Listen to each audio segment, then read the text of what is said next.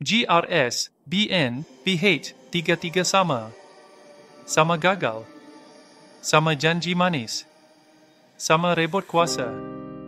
Berpuluh tahun BN duduk atas kepala rakyat Sabah.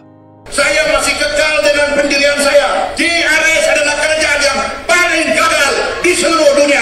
Gagal mengurus rakyat, gagal mengurus ekonomi, gagal mengurus kesatuan rakyat dan sebagainya. Di Sabah ini mereka tiada isu.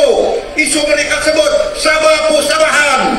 Lokal parti Tamperang saja.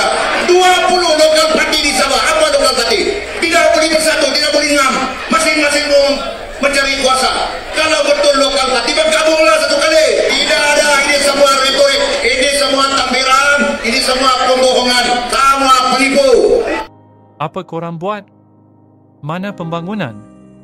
Mana peluang kerja? Mana hak Sabah? Yang korang pandai cuma satu, menyamun hasil rakyat macam milik mak bapak sendiri. Ini adalah pengkhianatan. Dan lagi satu soalan paling gila, bong kau ada kes mahkamah, macam mana boleh lulus bertanding? Kalau rakyat biasa dah lama digari. Tapi sebab politik terus dapat karpet merah. Inikah keadilan untuk Sabah? GRS cakap stabil untuk siapa? PH cakap madani untuk siapa?